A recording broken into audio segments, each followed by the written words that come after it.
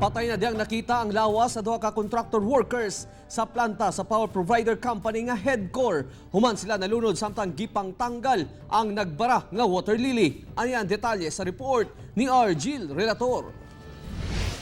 Usa ka adlaw, human nadala sa kusog nga sulog sa tubig ni adtong Biyernes. Nakita sa Urban Search and Rescue Team sa Central 911 o Coast Guard personnel ang patayng lawas ni Joel Cirojano, 44 anyos, sa Talomo River.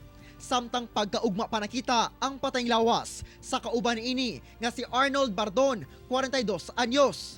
Silang duha nagpahigayon og preventive maintenance work atong higayuna sa Talomo 3-4 Bay Facility sa Headcore sa Barangay Catalunan, Pequeño. Sa investigasyon sa kapulisan, na-reported rin nga duha ka buhok nga trabante gisuyop daw dito sa while nagkakuha sila og water lily to sa may Headcore Dam gani.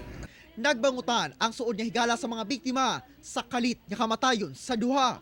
Sa trabaho, dili na mo sila angay, dili mo balibad ug naa may gibati o wala. Basta trabaho ila.